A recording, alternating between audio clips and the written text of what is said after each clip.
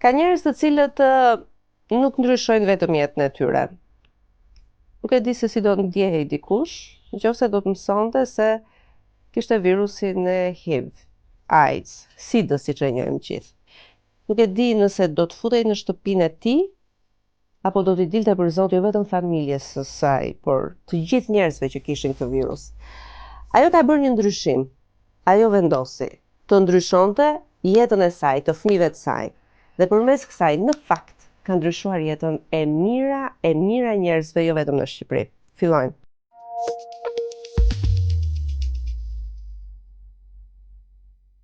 Oli Mbjoxha, mirë se erdhe. Oli. Faleminderit, mirë se të gjeta. Vjen me një çmim. Nëna e Kurajos titullohet një film dokumentar i dedikuar për ty, për përpjekjen tënde shumë vjeçare. Si ndjehesh që ke marrë këtë çmim, këtë? Ishte një vlerësim shumë i madh dhe realisht u ndjeva shumë emocionuar sepse nuk e prisja. Filmi dokumentar Olimpia Nëna Kurajoze është në proces dhe si thua, po finalizohet dhe po xhirohet nga një grup nga Kroacia, grupa e xhirimit. Që është njohur me historinë tënde. Po, dhe ka qenë shumë interesante mënyra sepse me producentin unë vija nga një udhëtim jashtë shtetit dhe kisha ngjitur në Sedilja. Në përgjithësi unë nuk kam diskutuar, kur ulem në avion unë nuk futem në komunikime sepse në momentin që do të duhet të prezantohesh është ai reagimi, varet si është personi që ke në krah, sepse mund të ndihet keq, ti në avion nuk e ndryshon dot vendin sepse është e limituar hapësira. Kështu që unë në përgjithësi, po sepse varet çfarë informacioni ka. Pra kur ti mund t'i thuash që unë jam drejtuese shoqatës personave që jetojnë me HIV në Shqipëri, do të thotë që jam një person që jetoj me HIV. Dhe personi që ke në krah ka impaktin e vet emocional. Dhe kjo varet nga informacioni që ka. Dhe thash në përgjithësi unë nuk e ndaj. Por Carlo ishte një shumë ekspresiv, ishte një natyrë që të ofronte këtë pjesën e si thua komoditetit dhe është diçka tjetër që është i huaj. Pra, në momentin që është i huaj ka tjetër shkallë informacioni dhe kanë më shumë edukim rreth virusit HIV. Dhe aty filloi biseda rodhi natyrshëm dhe unë ndije shumë i emocionuar nga gjithçka që dëgjoj dhe më thotë mua, po e ke menduar ndonjëherë thotë që të bëhet një film dokumentar?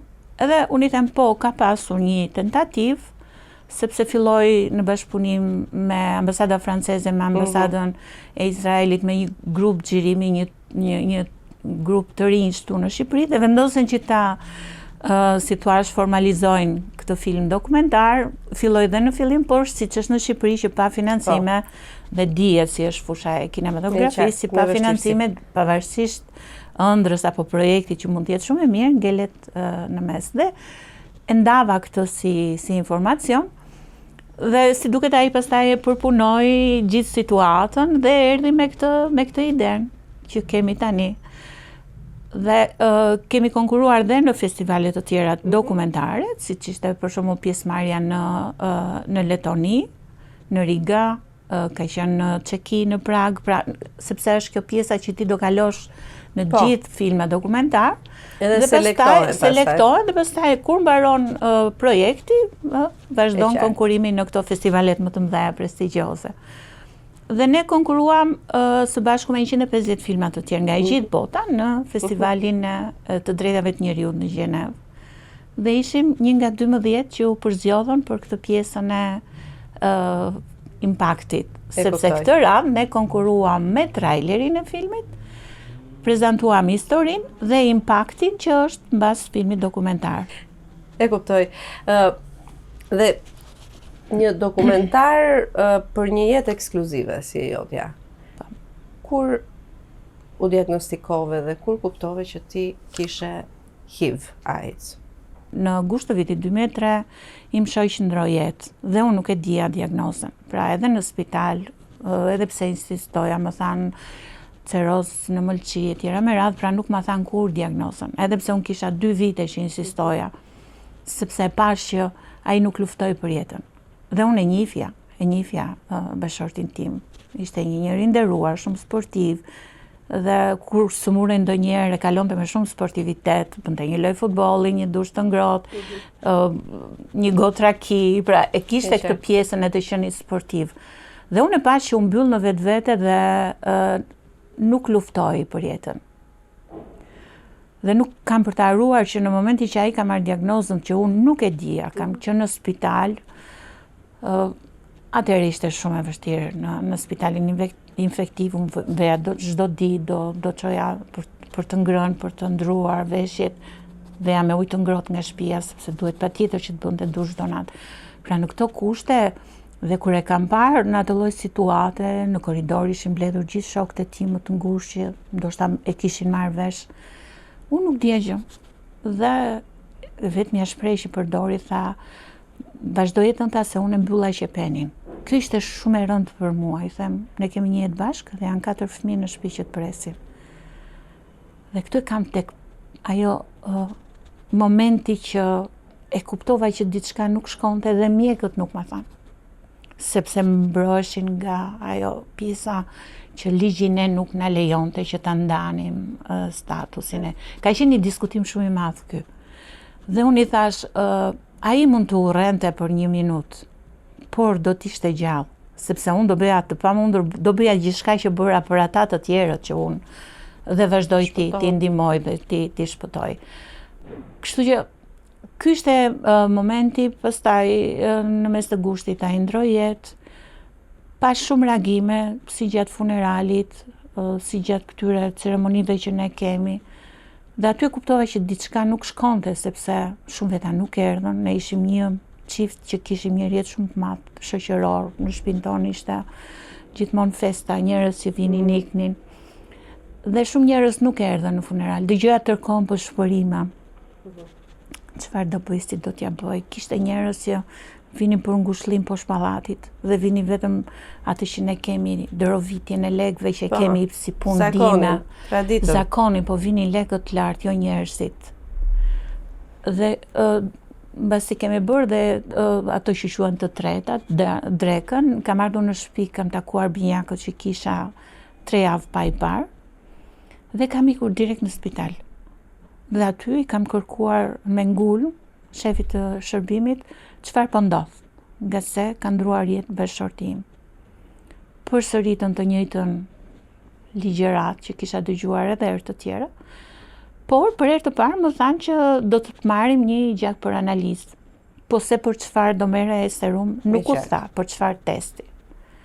Dhe vetëm mbas 1 javë, mjekja më ka marrë në telefon dhe ka thënë paraqitu nesër në klinikë, dhe aty për herë të parë e kam pohuar që je një person HIV pozitiv dhe partneri jot ndroi jetë për shkak të AIDS-it. Ti si e kishe dëgjuar SIDA-n? Çfarë informacioni kishe ti në atë kohë për HIV AIDS? Se është viti 2003, flitej, por jo ndonjë, nuk e di ti si e nje. Është shumë interesante, sepse duket sikur është një lloj lidhje që të orienton. Me Zysh Vasilikën, se ne kështu i flisnim, Zysh Vasilika, tani është ambasadore, deputete ka qenë Vasilika Hysi, ne kemi lidhje familjare. Dhe në vitin 93, në ato bisedat tona që mblidheshim së bashku të 4, sepse njiheshin edhe bashortët tanë me njëri tjetrin, ne po diskutonim për rastin e një personi që ajo e kishte student. Pa e thënë se kush ishte, por tregonte historinë për mënyrën se si e kishin trajtuar. Pra ishte një djalë i vetëm që Joma e braktisi, ishte student dhe nuk i shkonte askush në spital. Dhe Vasilika na tregonte sa e dhimbshme ishte që i përgatiste një sup në shtëpi, shkonte, i ofronte mbështetje, kur u kthye në fakultet, tregonte ato momentet, për shembull kur ishte duke ngrënë, thoshte Zyshe do një biskot dhe pastaj hop të riqej, sepse ishte edhe kjo pjesa e ngërçit në informacion, po unë ta nuk e kisha problem fare. Pra është një situatë që ne kemi diskutuar në nivel intelektual, pra për të marrë informacion. Kemi qenë pre faktit që u përhap në rreth viteve 95-96, një lloj thashë themi që merret nëpërmjet mishkonjave. Dhe në atëherë mbajmë të kishim fëmijët e vegjël. dhe ruheshim se mos ndodhte ndonjë gjë. Pa e ditur që mbas vitit 94 ne kishim prezent në shtëpinë tonë.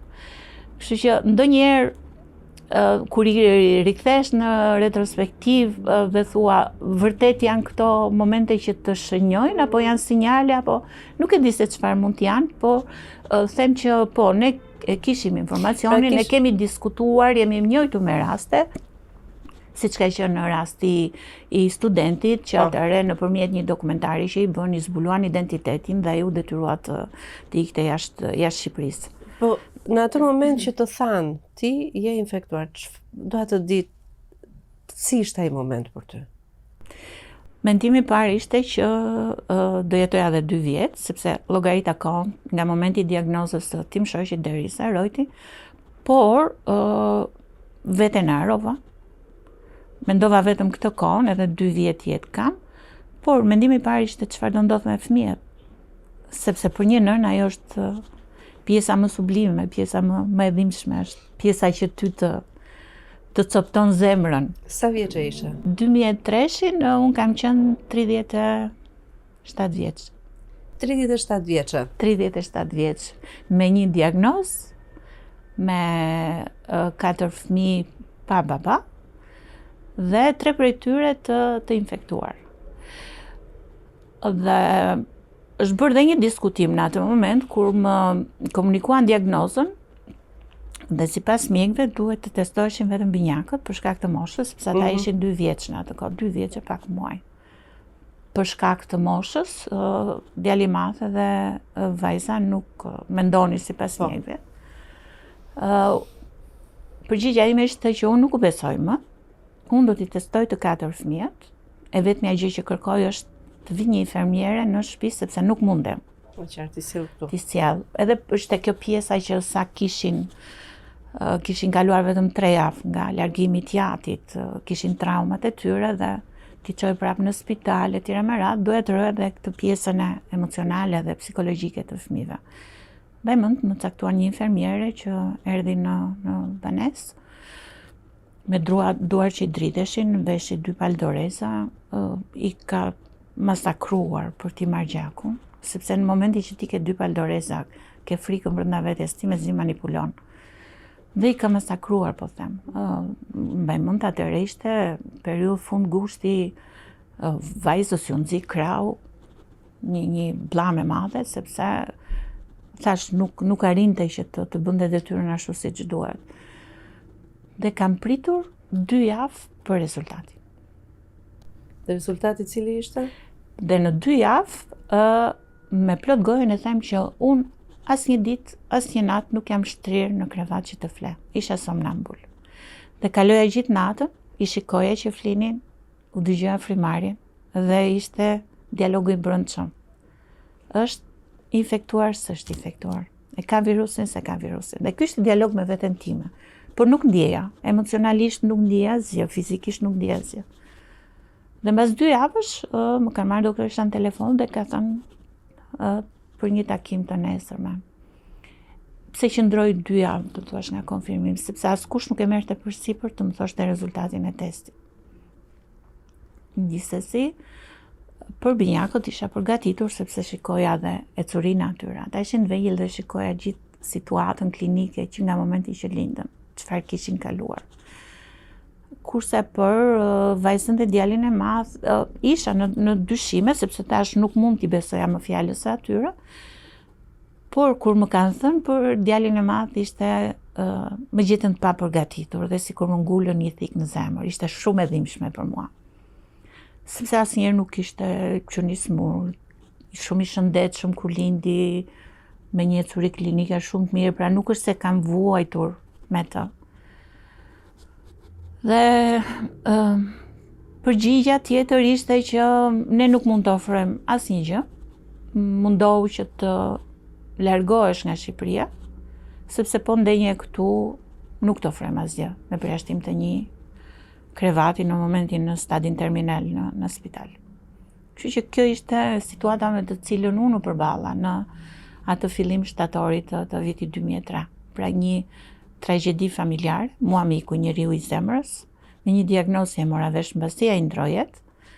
Dhe pastaj diagnoza ime dhe e fëmijëve dhe në një kohë shumë të shkurtër. Pra 37 vjeç, me 4 fëmijë, 3 nga të cilët me virusin. Po. Ti gjithashtu me virus.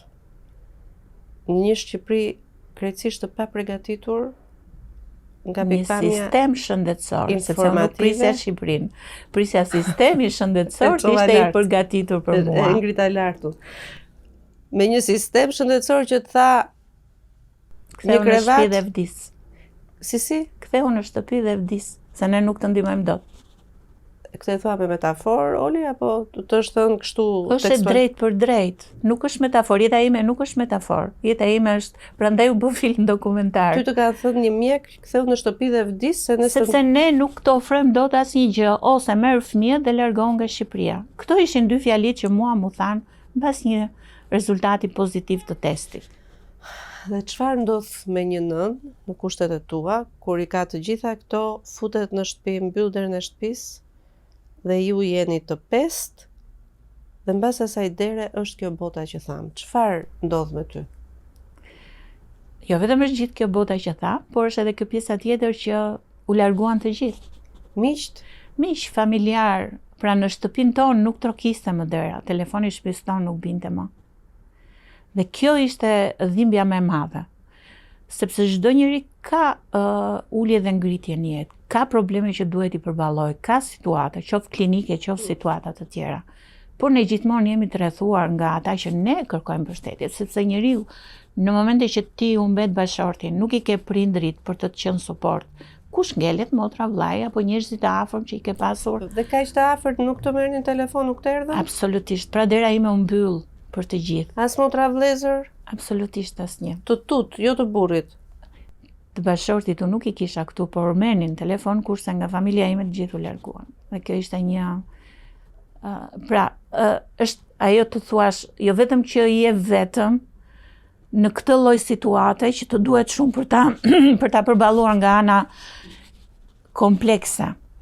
Situatë klinike, emocionale, financiare, në logjistike, në të gjitha, sepse ishe në një moment kur ishte vërtet ajo thot populli paçati, se këtë të bën bashorti ku largohet. Dhe në atë lloj situate mua kjo më lëndoi.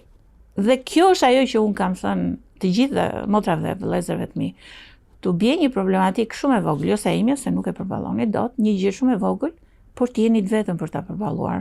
Dhe aty do ta kuptoni se çfarë dëmi më keni shkaktuar. Sepse kisha nevojë që dikush të merrte ndarkë në telefon dhe të pyeste, jeni të gjithë sot?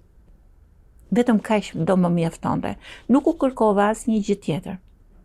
Dhe kjo kur nuk të vjen nga ai që ti e ke njeriu më të afërm, unë nuk mund ta prisja nga të tjerët që fundit janë thjesht spektator të shikojnë një ecuri se si do shkoj, pra do vazhdoj kjo në të njëjtën ecuri si bashkëshorti, se ky ishte një film me metrazh të gjatë i shtrirë në kohë që zhvilloi në si ja dole, si more frenat e jetës tënde në dorë. Se nga emocioni po na ikën zëri. Shumë emocionale është historia jote. Unë ti hyn tek ato raste që je një histori e gjallë që flet. Edhe pa tjetër që ka emocion këtu brenda, kështu që dua të di si more frenat e jetës tënde në dorë kur derat u mbyll, njerëzit të vinin, 4 fëmijë, ti vet, si ja dole? Shiko, këta momente që shënojnë jetën e dikujt. Dhe unë arrita që një tragjedi familjare të mos ta vazhdoja më, po ta ktheja në një moment krenarie, suksesi dhe motivi shumë të fortë. Dhe ajo që ndikoi ishte e para një dashuria për fëmijët, që është motivi më i fortë për një nën, dhe pjesa e dytë është që fëmijët nuk janë vetëm kënaqësi për ne, por janë dhe përgjegjësi. Dhe ajo përgjegjësi më ngeli mua. Nuk kam për të haruar kur shprehjen në momentin që doli rezultati dhe me të vetmi që ndava ishte vetëm vajza ime. Dhe shpreha saj ishte keni vendosur të merrni dhomë kuzhinës shishtufin, çfarë do ndodh me mua? Dhe kjo shumë e rëndë për një nën ta dëgjoj nga një fëmijë 13 vjeç. Dhe i mat në atë kohë ishte gjallë sepse mama ime ndroje 6 muaj para këtij shoqi. Ai nuk lëvizte dot, ka pas probleme me shikimin, por ishte i vetmi që më merrte çdo natë në telefon. Dhe fillonte fjalin dhe para se ta mbaronte, fillonte dhe qante. Por nuk e doja këtë prind në këtë lloj pozicioni. Dua të ishte prindi im, jo një prind fëmijë që qan për dhimbjen time. Por ajo që ishte fjala që mua më motivoi dhe më bëri të reagoj ishte shpreha që përdori dhe tha, kapiteni mirë njihet në furtunë, jo në det të qetë. Dhe ti do ta përballosh këtë furtunë dhe filloi qante dhe mbylli telefonin. Përballja parë ka qenë me sistemin për pjesën e trajtimit, sepse Biancot ishin gjithkohë të smur. Pra ndodhte që me njërin prej Biancove, atë më të voglin, unë gjithë natën e kaloja në spital me serume dhe në mëngjes kthehesha në shtëpi që të kujdesesha për gjithë, sepse s'kisha asnjë lloj ndihme. Po natën kush rinte në shtëpi? Vajza? Rinin vetëm me njëri tjetrin sepse dini që unë isha në spital e tjera me radhë. Nuk vinte njëri pra. Absolutisht. Në atë kohë vetmja që ka qenë në shtëpi ka qenë një mbesaj ime që më asistoi në atë periudhë sepse punonte në Tiranë dhe më asistoi duke ndenjur në shtëpinë time. Dhe thash ishte kjo situata klinike shumë e agravuar sepse ata po kalonin në stad avancuar, në stad terminal.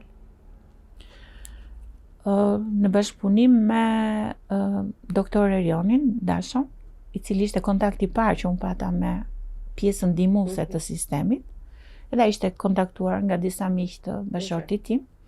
Dhe ne filluam të kërkonim se si mund t'i siguronim medikamentet. Dhe filluam të shikonim në internet kush mund ta ofronte, të shikonim çmimin. Por atëre, unë arrita që të siguroj nëpërmjet ndihmës të afërmve të mi që jetonin jashtë në Vjenë, me një kosto 2.400 euro në muaj për njërin prej tyre. Pra gjithsej mua më duheshin 4.800 euro vetëm medikamente. Mbas shumë vështirësive, arritëm që t'i sillim në Shqipëri nëpërmjet këtyre makinave trailer që transportonin. Mauneve. Po. Dhe hyn në mënyrë ilegale sepse ato nuk ishin me medikamente të regjistruara, por ishin për të shpëtuar një jetë. Dhe kur kanë ardhur medikamentet, për mua ishte një dritë që erdhi në shtëpi, në kuptimin e një drite shprese, sepse lexova për të mirat e tjera me radhë, si e përmirësonte jetën. Dhe për mua ishte një fije shprese që mbase mund isha në kohë që ti shpëtoja Biancot. Sa vazhdoi kjo që 4.800 në muaj merri ky mjekim? Do të thonë për sa vazhdoi? Deri në vitin 2005. Jo, në fillim vetëm u përdorën medikamente patent me këtë kosto. Pastaj unë i sigurova medikamentet, i blija në Tajland. I blija vet? Po Hyja online me këto gjë me të në njohur. Tajland nëpërmjet Institutit të Shëndetit Publik që kishin atje. Bëja porosin online, bëja dhe pagesën. Dhe mua më shkonte kosto, sa më shkonte kosto e mjekimit, më kushtonte kosto e transportit dhe donin 3 muaj që të vinin me shipping në Tiranë. Dhe unë i blija për 6 muaj.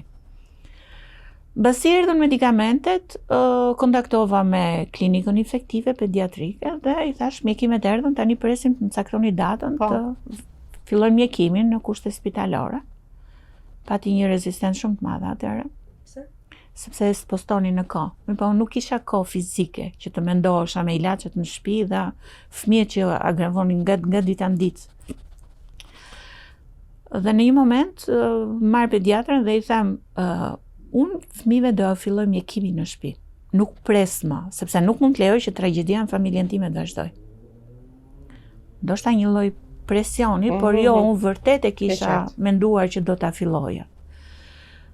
Dhe na caktuar një takim, nuk kam për të harruar atë ditën e parë në spital, sepse u prap lajmi që ka ardhur një nën me 2 binjak të infektuar, e mori vesh gjithë pavioni, i futën gjithë prindrit në përdhoma, mos të dilni. Dhe unë kam ndenjur një orë gjysmë në korridoret e klinikës derisa të vendosnin se ku do ta gjenin një dhomë, si do mështronin. Njëri nga binjakët, ai ishte shumë aktiv, lëvizte, sepse ishte dhe më fizikisht ishte më mirë. Kurse binjaku që ishte më i vogël, ai që unë shkoja gjithë natën në spital dhe të nesme dhe pothuajse mbaja gjithkohë në krah, kishte nevojë të shtrihej, shumë debul. Ndonjëherë, domethënë një shishe uji mund ta kërkonim rreth e qark që nuk e gjeni me zigjeta makinetën kur shkova të blija një herë me radhë. Dhe aty ka parë një sistem shëndetësor të friksuar nga prania ime në korridoret e spitalit me 2 fëmijë që do bëja namë. Më në fund vendosëm të më jepnin një dhomë, vendosëm në 2 krevate fëmijë, dhe gjëja e parë që më sjellin ishte një shishe madhe, 1 litroshe me disinfektant. Dhe një nga ato infermierët më tha që sa herë të hysh dhe të dalësh, do i disinfektosh duarsaret, prekësh dorezat e merat, pra ishte një mas e parë për profilaksi. Përpara kësaj apo? Për profilaksi. Pastaj filloi pjesa e mjekimit, nuk mund ta them mënyrën se si më kanë trajtuar. Në dhomën time nuk futej kur pastrusja. Infermieret vinin të mbuluara me maska, me doreza, edhe për gjërat edhe kur nuk manipulonin me fëmijët.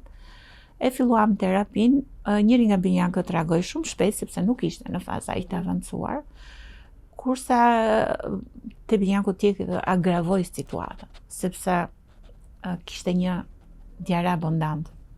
Pra ai mund të dilte edhe 20 herë në ditë, nuk është se kishte çfarë nxirrte, por nuk i mbanin asgjë. Dhe kam insistuar atëherë me doktoreshën dhe i thosha duhet i fillojmë antibiotik që t'i ndaloj diarea që të filloj të përthith. Jo, më thoshte mua duhet të filloj të veproj mjekimi vetë. Dhe përfundoj në reanimacion. Sa vjeç ishte? 2 vjeç e gjysmë. Ata kanë lindur në muajin prill. Problemi më i madh ishte sepse kisha 2 në një dhomë. Unë do lëvizja në pavionin e intensiv. Kushdo kujdesej për djalin tjetër. Marrë në telefon doktor Erionin, erdhi ai i pari, pastaj erdhi një nga motrat e mia që filloi të vinte në shtëpi, që të rinte me atë, kurse unë shkova në kujdesin intensiv. Djalin e kisha në krah, ishte pothuajse kishte filluar procesi për të shkuar në fazën terminale, bllokimi i frymarrjes, i kputur komplet. Dhe me kartelën klinike shkoj në reanimacion, më lënde aty në korridor dhe nuk po vendosnin që të më jepnin një krevat, një aparat, rajet e zemrës, ta ndihmonin me oksigjenin. Komunikoj në telefon me doktor Erionin dhe më thot ku je, i them këtu, i them akoma nuk kanë bërë asnjë gjë, kanë djalin në krah. Dhe vjen në reanimacion. Dhe sa hyn ke dera, me atë mënyrën ekspresive të tij dhe pak imponuese, dhe i thot çfarë jeni duke bërë? I thot ai fëmijës thot mund të mos jetoj më, por juve të gjitha do të shkoni në shtëpi për këtë që keni bërë dhe po bëni. Sepse normalisht unë njoftova në shtëpi, thash bëni gati shtëpinë se ky fëmijë nuk bas kësaj situate më ofroi një dhomë, e vendosën frymarrjen në aparat. Ishte shumë rënd, vërtet ishte shumë rënd. Dhe kjo ndodhi sepse ishte në orët e para të mëngjesit, derisa filloi turni në orën 8, erdhi shefi i avionit, u bë një si ti konsulte, po doktori ishte aty prezent dhe pati një lloj reagimi. Ajo që s'kam për të harruar kur ishte që unë isha në dhomë, djali ishte i lidhur me aparatin dhe vinin infermierët 2 dhe nga 2. Hapnin derën e dhomës, rinin përballë meje, më shikonin, pa thënë asnjë gjë, dhe largoheshin. Po bërë edhe atraksion. Po bërë atraksion muzeal, domethënë. Ndërkohë për njerëzit e mjekësisë kjo. Po pra. Dhe më bëri shumë përshtypje sepse në reanimacion ka një infermiere për çdo fëmijë të shtruar, dhe ka shumë. Dhe mua më bënte përshtypje. E vetmja gjë që sepse unë kisha një javë që nuk flija, pra unë edhe vetëm kur e shikoja në pasqyrë nuk e njihja, me sy të futur, me rroba të errta, shumë e lodhur nga gjithçka që ndodhte.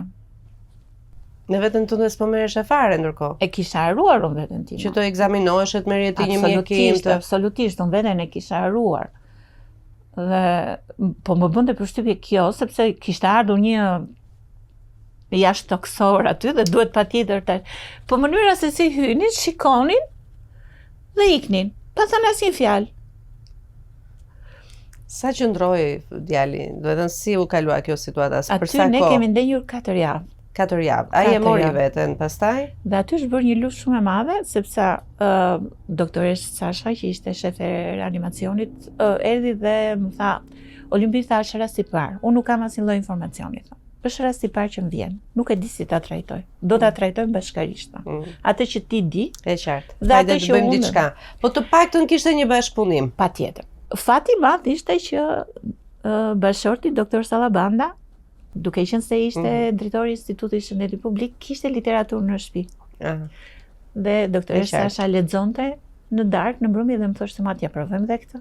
E kuptoj. Kam lexuar këtë, t'ja provojmë dhe këtë. E qartë. Pra mbas 4 javësh djali e mori veten, u kthye në shtëpi apo? Nuk ishte aq kollaj. Dhe aty unë pata shumë problematika. Pra edhe kur kishte njerëz që donin të vinin të më vizitonin, infermierit i thoshin ç'pun keni ju këtu, ju keni fëmijët tuaj, burrat tuaj, pse vini këtu? Sepse edhe nuk më njihnin. Kam bërë luftë edhe me stafin aty, sepse i thosha, shiko, ne ishim në boks, në izolim, nuk ishim si të tjerë. Dhe në mëngjes ndashin, pra kush e ka këtë dhomë, kush e ka këtë. Dhe i thosha infermieres, në momenti që ke frikë, mos e prano, se është arsyeshme, mos e pranosh. Po në momenti që pranon, do vish t'i bësh shërbimin. Do bësh detyrën. Sepse nuk mund të lejoj, ai luftonte me minuta, me jetën dhe me vdekjen. Ishte midis. Dhe unë ja bëja gjithçka vetëm. E vetmja gjë që nuk mësova ishte që të vendosja vigonin. Ndrimin e serumit, ushqyerjen me makineri, sepse i vendosëm tub dhe ushqenim nga hunda, me ushqime bebesh, që t'ja t'ja përmirësonim çik të pjesën, sepse ai nuk hante. Absolutisht, ja nuk fusten goja asgjë. Dhe menduam me këtë nëpërmjet hundës, i përgatisnim ushqimin dhe i vendosja makineri.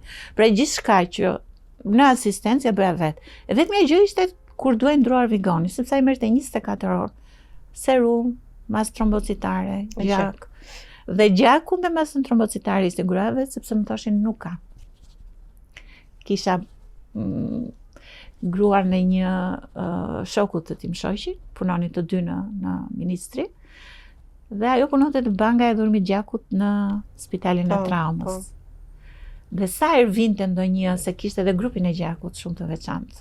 Dhe sa herë vinte ndonjë donator me një njësi gjaku, më merrte në telefon dhe thoshte dërgoj njerëz si ta marrësh.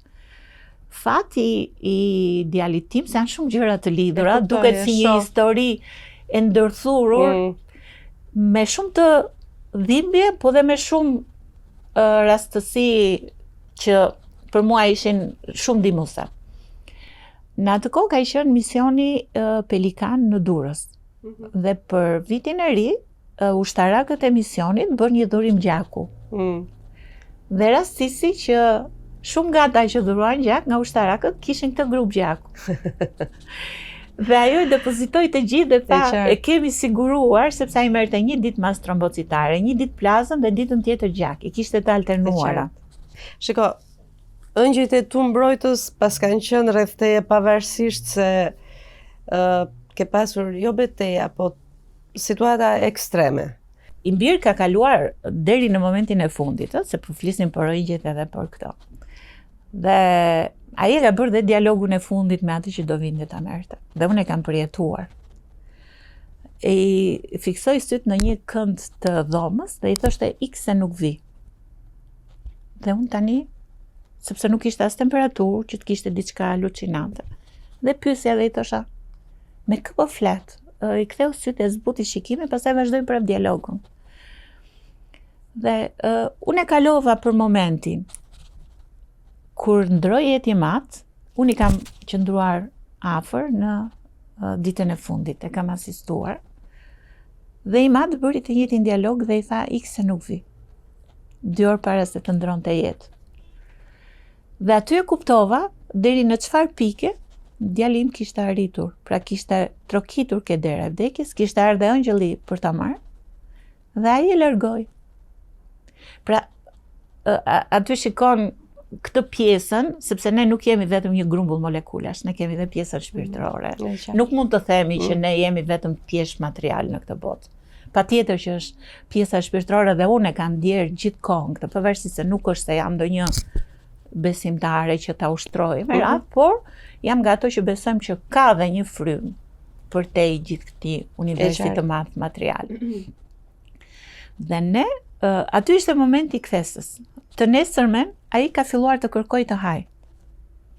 Mjekët më thoshin në mënyrë absolute nuk do t'japësh. Ai filloi të hante pa ndërprerje. Pra gjithë kohës, edhe kur unë dremisja pak, sepse llogarisja kohën e serumit dhe thoshte 30 minuta, kisha lënë një tas me biskota për bebe dhe ai përtypte gjithë kohën. Mjekët më thanë në mënyrë kategorike dhe thash, për mua, ai do iki, po të paktën të iki i ngopur. Kjo është detyra ime si nën. Kur e kam biseduar me mjekët jashtë, me mjekët të huaj, më thanë, ky është momenti që ne presim nga pacientët, sepse në momenti që ai rikthehet ushqyerjes, do të thotë që ai u rikthye jetës. Dhe ai hante non-stop 24 orë. Pra një fëmijë që unë nuk i ushqeja dot një luksu, ai vendosi. Hante. Dhe unë i jepja vetëm ushqime që s'kishin ndyrë, pra që nuk ja stimulonin. E kuptova. Pra u bëra vetë mjekje në mënyrë se si e monitoroja. Dhe ne kemi dalë nga spitali në datën 29 dhjetor. Fëmijët kur vinin që i takoja ndonjëherë, që vinin me vizitonin, mbasi largoheshin që i kisha takuar dhe kur do iknin tek dera, thoshte po ne mos ki merak, po mos na hajde në shtëpi pa atë. Dhe në datën 29, më në fund ne kthehemi në shtëpi dhe unë për herë të parë i bashkoj 4 fëmijët që nuk i kisha parë, se i takoja në mënyrë sporadike. Dhe ata janë mbledhur të 4 dhe i gëzoheshin njëri tjetrit. Më kujtohet si tani, hapëm një nga ato kolltukut që ishin atëherë që kishin dhe pjesën e aty në kuzhinë se ishte më ngrohtë. Dhe ata rinin të 4 të përqafuar dhe i gëzoheshin njëri tjetrit. Pastaj kemi shkuar dhe të nesërmen që kishte radhën për të marrë gjaku. Dhe në datën 31 unë kam dalë, kam bërë pazar dhe kam gatuar për darkën e vitit të ri. Dhe që nga i moment, ne nuk është se ishim më, si të thuash, në spital të shtruar. Ishte momenti. Dhe kur e kam quar mbas 2 javësh për kontroll, ato nuk e njihnin dhe më thanë është binjaku tjetër, i thash jo është binjaku që kishit juve, dhe dyfishoj peshën trupore, pra nga 7 kg që ishte kur ishte në atë lloj situata, ai për 2 javë arriti 15 kg, dhe kjo është ajo që unë pash me sytë e mi se çfarë bënin antiretroviralët edhe në një stad terminal, shumë të avancuar, sepse ai kishte me miliona kopje, kishte gjithë efektet që jep një situash kompleks sindromash të AIDS-it. Tek ai manifestoheshin diare, bronkopneumoni të një pasnjëshme, kishte trombocitopenin, pra i kishte të gjitha. Pra ishte një fëmijë vetëm me skelet dhe lëkurë, pa patur asnjë muskull në trup, në atë lloj situate arriti. Dhe kur ai u rikthye në jetë, aty thash pse vdesin njerëzit në Shqipëri. Kjo ishte pyetja që i bëra vetes. Dhe në nder të asaj dhimbje që unë nuk arrita ta bëja për bashkëshortin tim, thash në këtë vend nuk do vdes më njëri pa e provuar të mirën e ilaçit. Dhe ky është ai motivi fort që i vura vetes. Nuk ishte e lehtë, ishte shumë e vështirë, sepse dhe kur erdhëm për herë të parë medikamentet në vitin 2004, nuk kishin marrë medikamente për porcione pediatrike, sepse fëmijët e kanë shurup, nuk e kanë tablet. Pra, edhe në blerjen e parë morën tableta. Por, një nga ata persona që unë jam gjithmonë falenderues është doktor Solis. Ma hapi zyrën, zemrën, institucionin dhe gjithçka. Pra, më ka pritur si asnjë nga ministrat e tjerë. Dhe thoshte çfarë duhet të bëjmë dhe mblidhta. Dhe për mua ishte fat që ai ishte titullar dikasteri në atë kohë, sepse u dha zgjidhje shumë gjëra. Pra edhe fondet që u çelën në vitin 2004 që u blen antiretroviralët, ndryshimet që erdhën. Dhe meqense shteti shqiptar mua nuk mund të siguronte dot medikamentet, vitin e dytë pastaj më konfesuan fonde materiale dhe pastaj unë vazhdoj e blija I vetë. blije vetë. Por janë 4 fëmijë, 3 fëmijë me problematikën që ke dhe ti vetë. Ti vetë njërë, si nga ana shëndetësore ke pasur ti ndonjë moment jo të mirë si është trajtimi jot? Se ti e ke harruar veten, por Jo, unë e kisha harruar dhe doktori Erioni më thoshte unë do të shtroj në te infektivi, më thoshte, sepse ti nuk e kupton se si e bërë dhe I thash në këtë lloj situate, unë jam këtu dhe nuk I shërben njeri, nuk e prek njeri, ju të largohem, unë të kujdesem për vete. Por kaloi kjo periudha akute? Kaloi, mbas një viti, unë kam qenë në detyruar të çoj fëmijët jashtë shtetit, sepse këtu nuk bëheshin as ngarkesa virale, as dhe nuk e dija se si po shkonte mjekimi. Dhe me ndihmën e një shokut të tim shoqit, na mundsoi që ne të shkonim në Graz, në Austri. Dhe atje unë I kam bërë gjithë analizat për diagnozën. Dhe aty u pa që mjekimi që merrnin ishte rezistent virusi, pra nuk bënte efekt. Dhe kancelari çdo gjë ishte me pagesë dhe më thot mua po të bëj dhuratë dhe analizat për ty. Dhe mi bëri bashkë me të fëmijëve që paguam, më bëri dhe mua analizat. Dhe më thot mua si rin këmbë, them pse? Po të tregu si ti ke për të ushtruar në spital, thot. Jo, më tash jam shumë mirë, s'kam asnjë gjë, I kisha harruar veten. Gjithsesi aty u vendos që kur të ktheheshim në Shqipëri, edhe unë duhet filloja mjekimin bashkë me djalin e madh, sepse vetëm 2 të vejlit ishin në terapi dhe atyre duhet të ndryshoj skema e mjekimit sepse nuk ishte më efektive. Kështu që në janar të vitit 2005, mbas vitit 3, ne kemi filluar terapinë që të ishim disa ditë në shtëpi sa të ambientoheshim me situatën. Dhe kam filluar mjekimin në janar të vitit 2005, që I bie 21 vite. Në qershor kaluam të 2 të pa detektuar, pra që është ajo e të vendosurit të virusit nën kontroll. Dhe pastaj pjesa shëndetësore jona është të bësh analizat një herë në vit apo një herë në 2 vjet pranë klinikës, të marrësh rregullisht mjekimin që është vetëm 5 sekonda para se të shkosh të flesh dhe kjo është e gjitha. Oli, kanë momente që ke inat, e urren atë virusin që ke në trup. Pse të merr dhe pse mua? Jo, nuk e kam dialogu me virusin. Unë ta kam treguar, unë dialogun e kisha me Zotin, që pse më zgjodhe për këtë. Sepse gjithmonë është trajtuar si një çështje morali. Pra, kur unë prezantohesha, ajo që u shkonte ndërmend me sa burra ka shkuar kjo. Dhe kjo ishte rëndomt, ndonjëherë edhe shprehur. Pra mua më kanë thënë edhe në sy. Në mes të, kur ishte problematika e fëmijëve në shkollë, protesta e prindërve, një nënë e një vajze që I kishte në klasë me fëmijët e mi, më ka thënë, ik me bëri vetën dhe fëmijët e tu dhe na lën ne të qetë. Sigurisht unë nuk reagova, unë atë kohë gjithë mesazhet për prindërit I kisha nëpërmjet medias, sepse media ka luajtur një rol shumë të rëndësishëm. Pra jo, kreu I lajmeve në atë kohë, hape çdo edicion lajmesh apo titull gazetash në radhë. Pra media ne kishim një armë shumë fort. Dhe unë gjithë mesazhet për prindrit asnjëherë në mënyrë drejt për drejt, por gjithçka që thoshin në konfrontimet që kishim gjatë ditës, në mbrëmje në edicionet e lajmeve apo ku merrja pjesë, mundohesha jo ti qetësoja, por ti thosha që shiko, dhe unë kam të drejtë të kujdesem për fëmijët e mi, e njoh shumë mirë legjislacionin, I njoh shumë mirë rrugët e transmetimit, nuk përbëjnë asnjë rrezik sepse do të isha unë e para që do të kërkoja edukim alternativ, ndërsa kjo do të ishte gjithë se kështu siç thoni jo.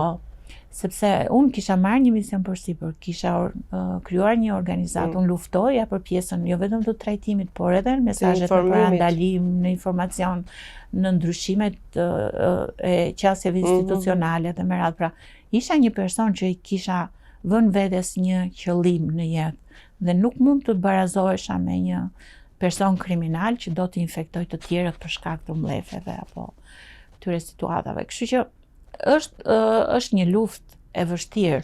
Nuk e kam urryer dhe I kam qenë falenderues virusit. I kam qenë dhe kur kam shkruar, sepse unë kam shkruar shpesh në për intervista me radhë, dhe kur kam shkruar një pjesë të testamentit të jetuarit me HIV, aty e kam shprehur që I kam qenë falenderues.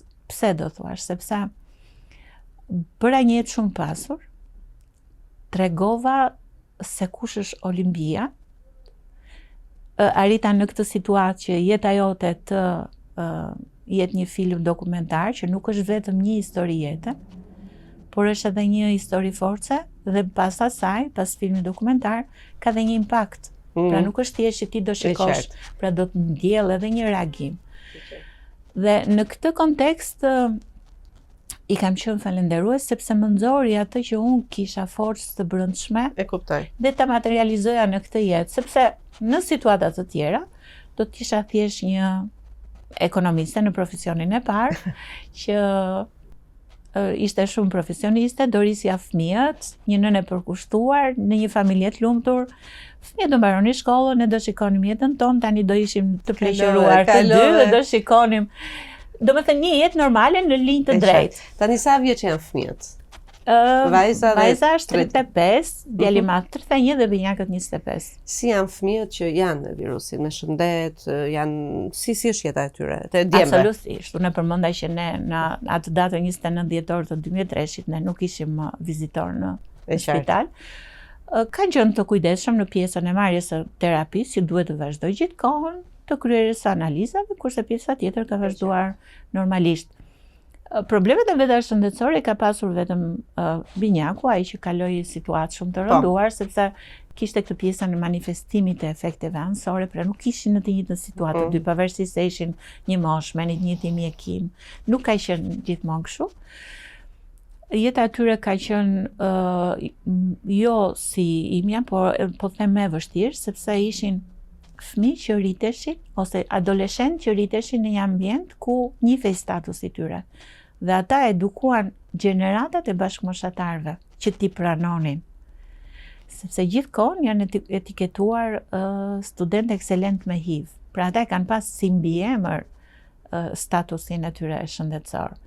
Dhe kjo nuk është e thjeshtë, të rritesh një adoleshent me këtë lloj problematikash, me këtë lloj qasje, me këtë lloj stigme rreth e qark, por fati atyre ishte që unë i linda binjak, kështu që kishin shok njëri tjetrin dhe s'kishin nevojë të ndanin bankën me dikë tjetër, po ishin gjithmonë bashkë. Jo, vërtet jam shumë krenare për këtë pjesë, për atë që ata u bën, qytetar, pa mblefe, të zgjuar, të artikuluar, me ambicie për veten e tyre, dhe kjo është arritja më e madhe e jetës time.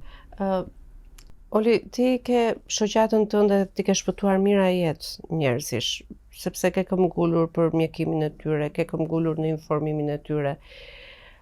Ka njerëz së smurmësi që janë inatçor, që kanë mlef, që duan t'u angjisin të tjerëve me inat, stregojnë. Ke pas në një rast të tillë, ke njohur njerëz të tillë? Patjetër që po, sepse unë gjatë gjithë këtyre 2 dekadave kam kaluar raste nga më të ndryshmet. I kam parë edhe këtë lloj kategorie. Sigurisht që në momentin që e identifikon edhe puna me tashmë specifike, po është e vërtet që kam ndihmuar dhe njerëz që nuk e meritonin që të jetonin, por nuk më takonte mua të bëja këtë lloj selektimi, sepse unë i kam ndihmuar të gjithë njësoj. Kemi pasur raste, ka qenë njëri nga rastet që mund sjell ka qenë i martuar, ka infektuar bashkëshorten në shtëpi, që ishte shumë e dhimbshme, sepse ai kishte marrëdhënie me jashtëmartësore me meshkuj. Dhe ajo ishte besimtare.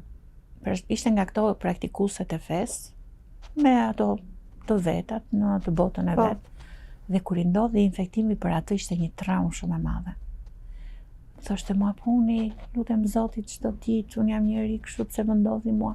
Pra kishte atë turpin brenda vetes. Ajo nuk e dinte se kush ishte shkaku i infektimit. Partneri vazhdonte me të njëjtën qasje, domethënë pavarësisht se hyrë në terapi, unë informohesha që shkonte dhe vazhdonte kryente marrëdhënie rastësore me të çuna të rinj, të pambrojtura, dhe mua vinin dhe më informonin, dhe shpeshherë ja kam bërë prezent këtë.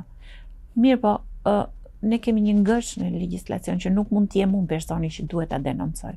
Sepse nëse ky individ denoncohet, edhe sikur të mos ndodh infektimi në momentin e kryerjes së marrëdhënies, edhe në këtë lloj situate ai shkon në burg. Pra ka penalitete në bazë të legjislacionit.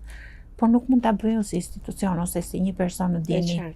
Do ta bëj personi që ka pasur kontaktin me të. Dhe kur e pa që u përhap pastaj edhe këtu në Tiranë, filloi të shkonte në Durrës. Pra këto janë njerëz që ai nuk e kishte për të infektuar tjerët, ai kishte psikozën Po çfarë ndodhte me të që e seksit, pra ai duhet patjetër që të ishte në kontakte seksuale me çuna të rinj. Po e para njëherë pse gruan ishte i vetëdijshëm që po e infektonte? Patjetër që ishte po vetëdijshëm. Po pse nuk merrte masa mbrojtëse të paktën? Kjo është në ndërgjegjen e gjithë secilit. Këtu nuk thash nuk mund të ndërhynim. Ajo që ishte një luftë shumë e fortë me të. Dhe ai sa vinte në zyrë, ja thosha gjërat ashtu siç i merrja informacionat. Fillonte gënjente, jo nuk është e vërtet, unë jam bashkëshort i dedikuar, marr mjekimin.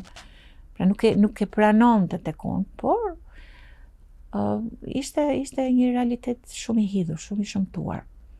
Pastaj kam pasur raste të trajtimit të situatave shumë të vështira. Sidomos në çiftet në diskordancë, ku njëri nga partnerët ishte dhe tjetri nuk ishte. Ishte kjo pjesa e vazhdimësisë së lidhjes, pastaj historitë e suksesit me bebet që i lindëm negativ, që ishte ajo që unë e përmend gjithmonë që unë jam bërgjyshe pa, jo nga fëmijët e mi, po nga persona të cilët i kanë mbështetur. Sepse kanë ndihmuar nëna që kanë virusin dhe kanë lindur fëmijë pa virusin. Ose nëna pa virus, që ka qenë partneri i tyre infektuar dhe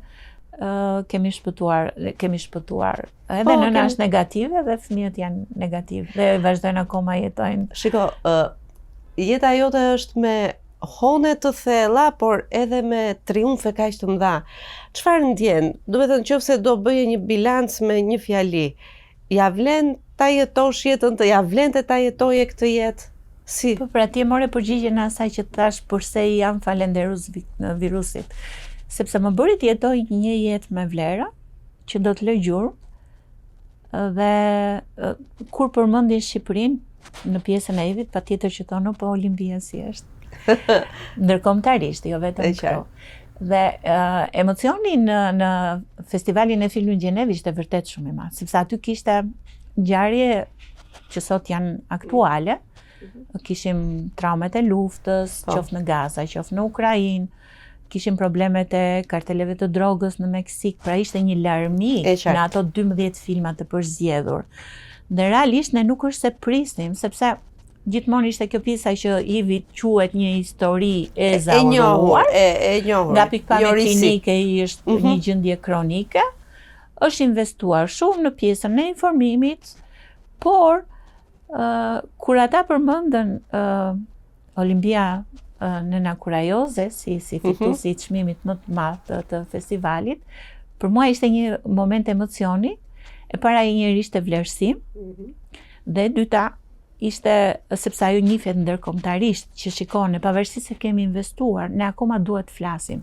Sepse po jetojmë në një situatë ku po mundohen ta lënë në hije, qoftë në pjesën e financimit, por qoftë edhe në ndërhyrjet e tjera.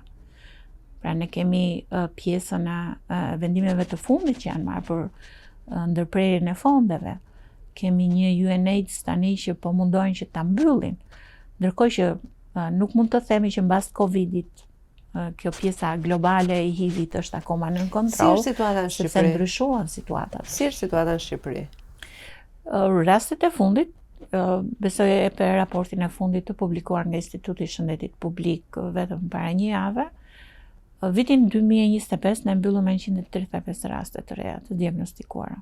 Pra, vektori i transmetimit vazhdon të orientohet nga meshkujt homo dhe biseksual, dhe kishim një rast tek infektimit në bebet e përsa lindur, ndërkohë që numri i fataliteteve është në rritje. Kemi rritjet numrit të rasteve, kemi diagnozën e vonë, pra ne duhet të shikojmë dhe të lexojmë përtej atyre shifrave që japim, sepse HIV nuk është statistik, është problem shumë i madh i shëndetit publik. Dhe jemi në një situatë ku ne duar trokasim dhe numërojmë milionat e vizitorëve që na vinë në Shqipëri të turizmit, por nuk flasim për turizmin seksual, që po na ndikon me shifrat në shëndetin publik të popullatës. Dhe një faktor tjetër shumë i rëndësishëm është mungesa e financimit. Me përfundimin e financimit fondit global, ne kemi zero investime në pjesën e parandalimit. Sot parandalimi ka avancuar, pra kemi medikamente që personat që janë në kontaktet vazhdueshme që kanë punë, flas për punonjësit e seksit, pavarësisht se tek ne është ndaluar, ne nuk mund ta injorojmë, nuk mund të mbylli syt dhe të themi jo, ne nuk kemi punonjë seksi në Shqipëri. Por në rast se përdorim PrEP-in, që quhet profilaksia para ekspozimit, ne mund ta ndalojmë përhapjen e virusit. Por vetëm për HIV-in, nuk po flas për sëmundjet e tjera seksualisht të transmetueshme. Informacion ka.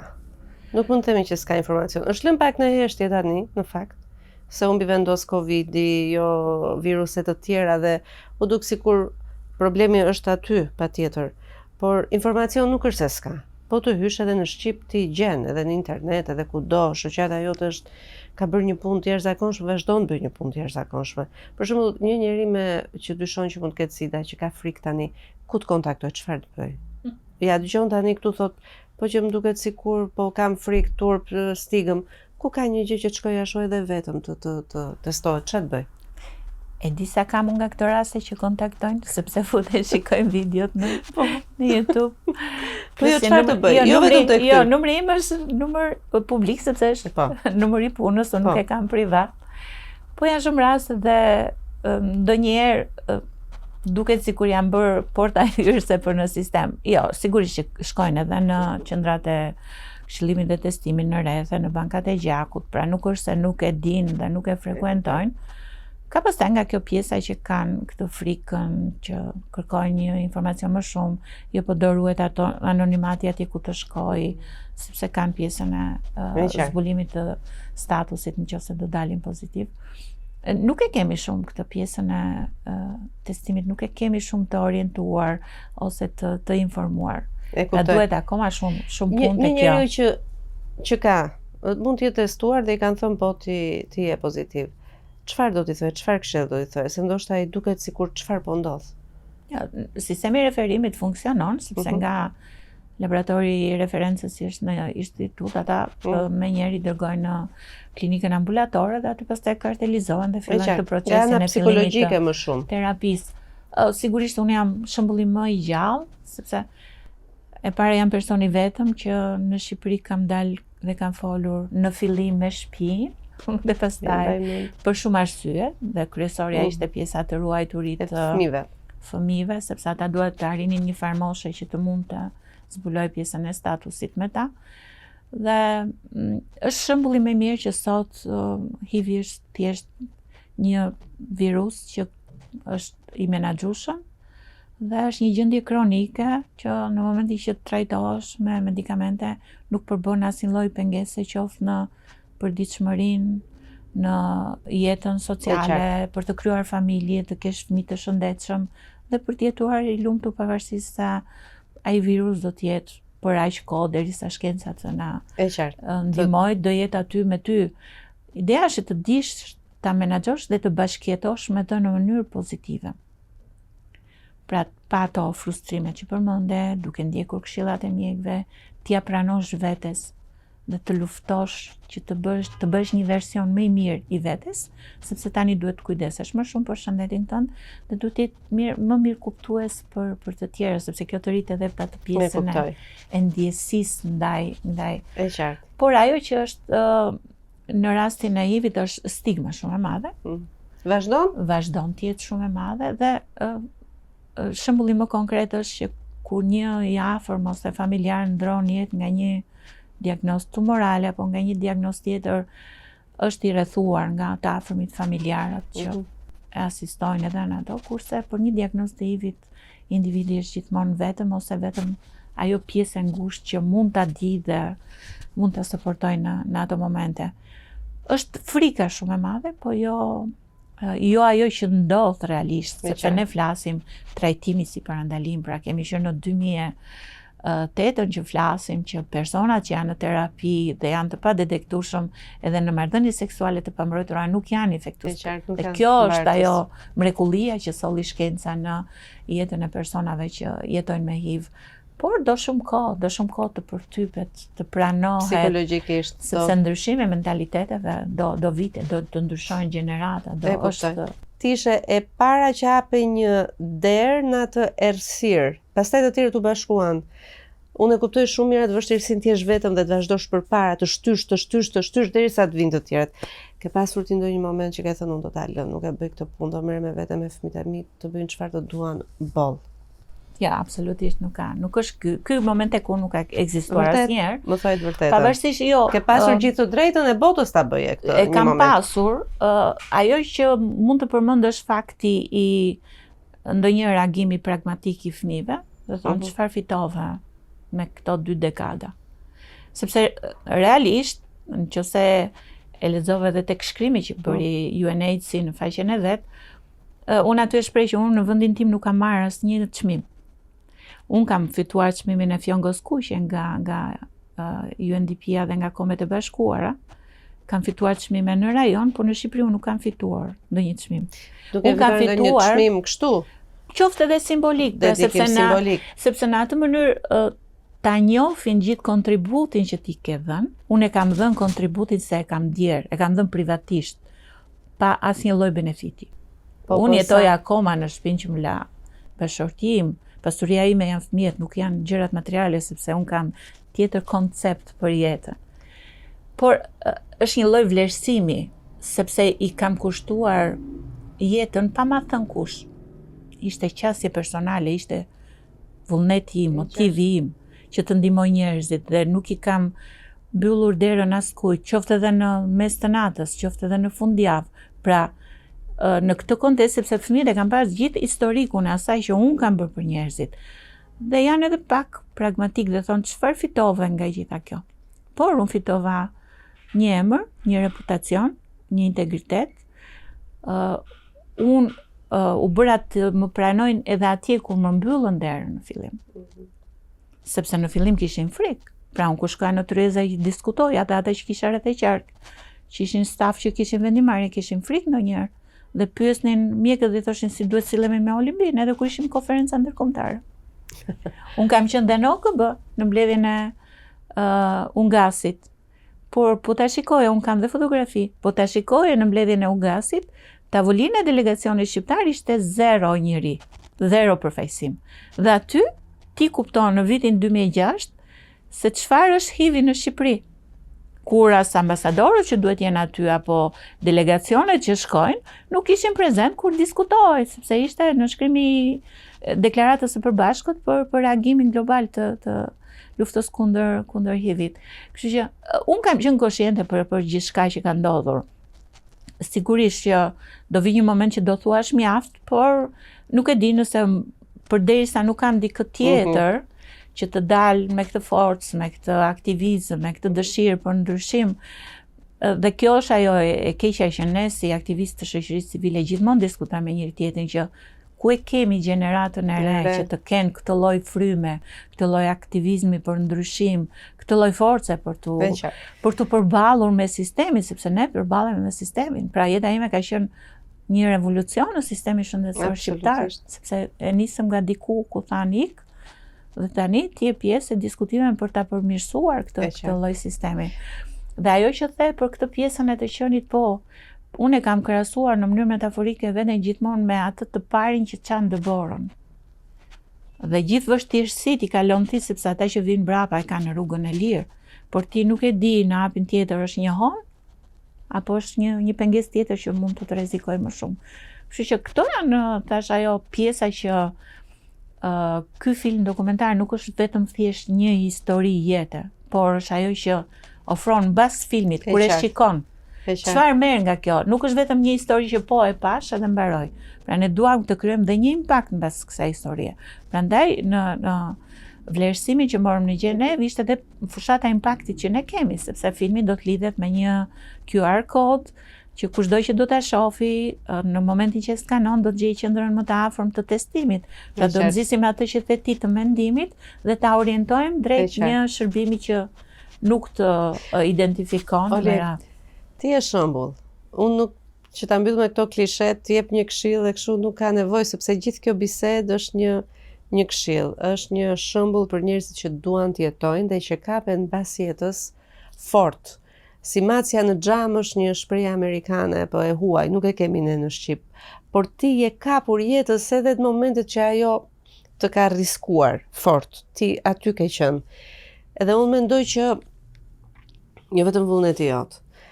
Ti ndoshta s'ke marrë një çmim kështu simbolik, por ti ke marrë kaq shumë urime nga kaq shumë njerëz dhe ke kaq shumë bekime në jetën tënde, saqë më beson nuk ka çmim dhe para në botë që mund t'i blej. Dhe ato momentet e vështira që ti nuk i shpjegon dot shkencërisht, ndoshta këto bekime dhe urime kanë bërë të tyren që t'i kalosh ti dhe fëmijët e tu, që jeni shumë mirë me shëndet tani, me një jetë shumë të mirë, në ekuilibër, falteje. Falteje. Dhe unë falenderoj shumë që ti e ndave këtë bisedë, unë nuk naqa. Faleminderit të për ftesën. Faleminderit. Miq, takojmë në episode tjera. Mirupafshim. Për episodet e plota të Milori Podcast, subscribe në kanalin tim në YouTube Mirela Milori.